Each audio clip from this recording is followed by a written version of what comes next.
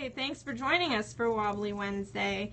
And I will mention, I forgot to mention that at the beginning of the video, but Wobbly Wednesday is our hashtag party that we host every week across all social media channels, Facebook, Twitter, Instagram, now Periscope, wherever, to help raise awareness for not just cats with cerebellar hypoplasia, but just special needs animals in general. So, well, hey, deaf dogs, man, that's definitely special needs. You should join us for Wobbly Wednesday because we've opened that. It started off as a cerebellar hypoplasia awareness thing, but now we've opened it up to everybody just to try to raise awareness for all special needs animals, dogs, cats, horses, guinea pigs, whatever, any sort of condition. To participate, all you have to do is post on any social media platform and use the hashtag Wobbly Wednesday along with it. I'd have to say that Instagram probably has the biggest participation, and it's so much fun to scroll through all the photos and videos of the special needs animals on Instagram. It's a heart warmer for sure. I saw a question pop up while I was talking about Wobbly Wednesday and I missed it. I'm sorry about that. Whoever that was, if you could retype your question, I'd be happy to answer it again. I'm sorry. Hey, Sophie.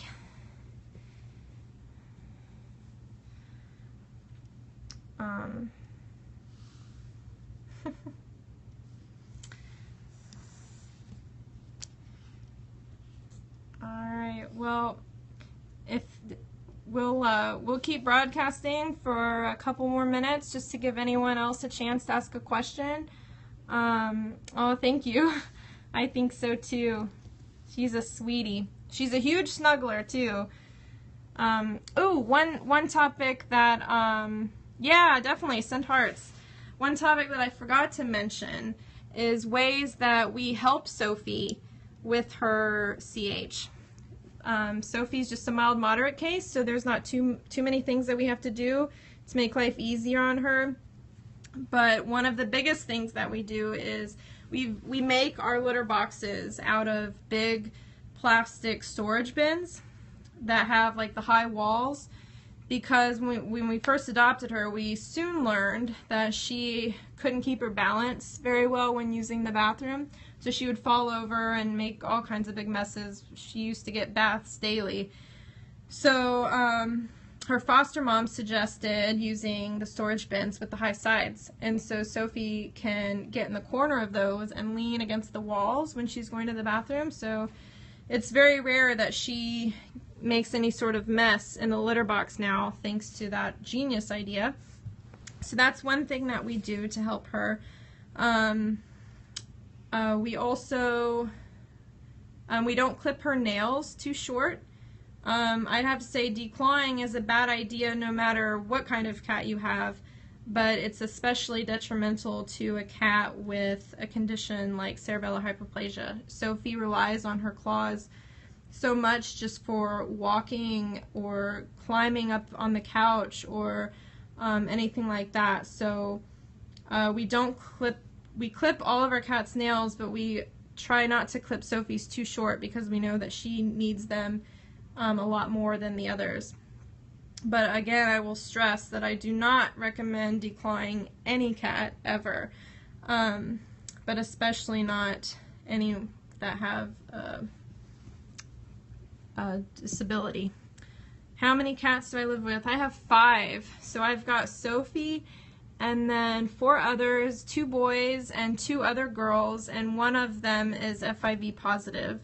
So we've got 2 special needs kitties here in the house. So yeah, we've got a full house for sure, and they're all adopted. Well, 3 are adopted and 2 we rescued as strays. So they're all rescue kitties. So we definitely are supporters of adoption. So back on the topic of how we help Sophie, since she's just mild moderate, we don't do a whole lot. Oh, 6, yeah, you definitely win. Well, if I had a bigger house and more money, I would have more, and dogs too. I can't wait till we can get a dog. That'll be next. So if you look up on YouTube, you can type in Cerebellar Hypoplasia cats or CH cats or anything like that, and you can find, oh, we're losing our star. Sophie! One of her favorite hiding spots, under the couch. Well, hopefully she'll come back out. So there are different levels of severity for CH cats, and so you might find videos of ones that have more severe cases who can't walk at all, and they sort of do, I like to call, yeah, high stepping off the stage, that's right. They do sort of like, I call it, like, it looks like a fish out of water. They sort of flop like this across the floor, or they drag themselves across the floor using their claws. So once again, another argument in support of keeping the claws.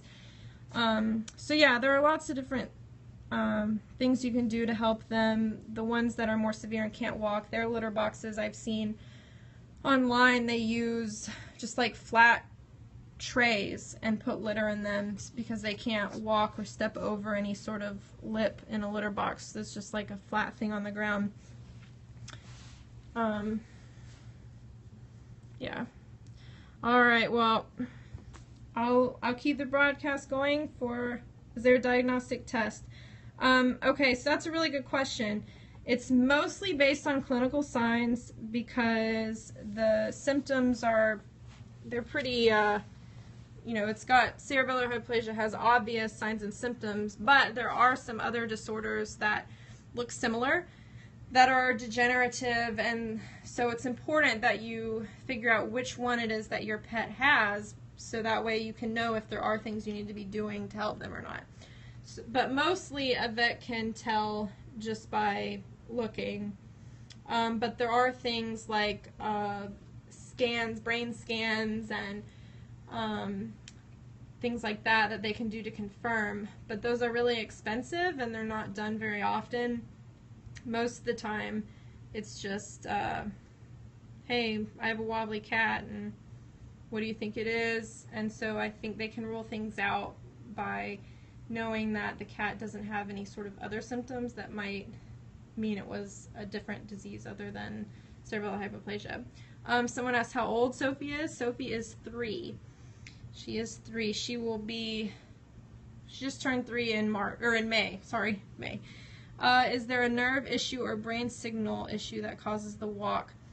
It's just, it's a brain underdevelopment of the brain. Cerebellar hypoplasia means that the cerebellum part of the brain that controls motor skills, muscle coordination, all of those things didn't develop all the way before she was born.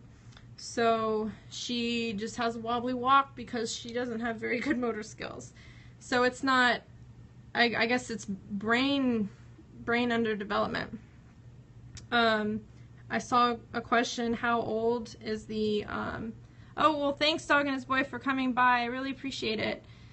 Thanks for your questions and for coming. I really do appreciate it.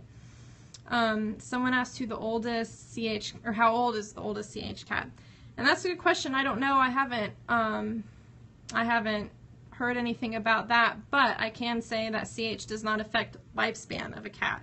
So as long as a cat with CH is taken care of and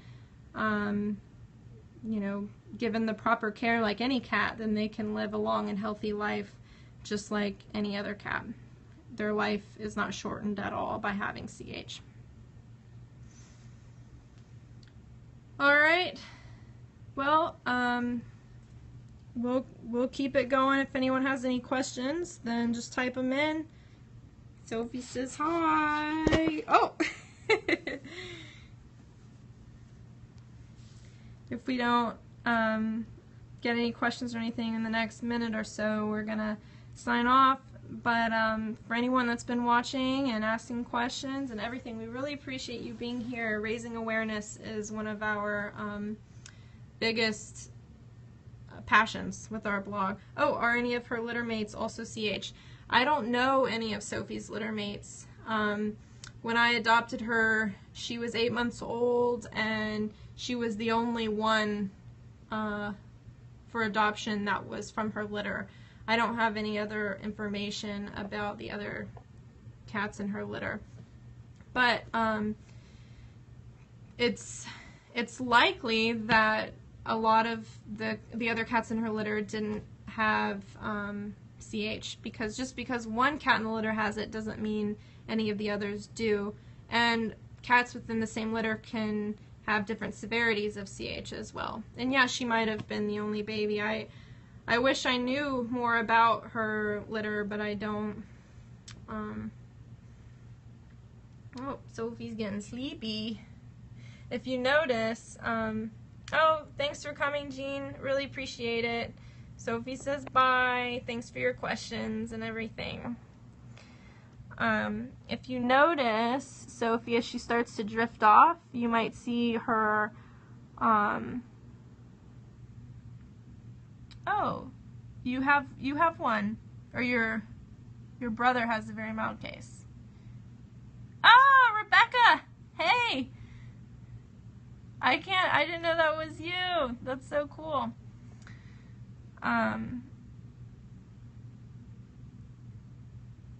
Oh, she's wide awake now. Oh.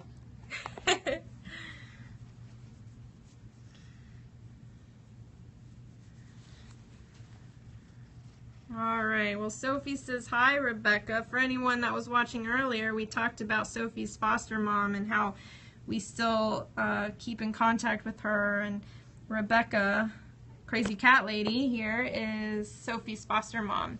So we're excited that she was able to join us here. All right.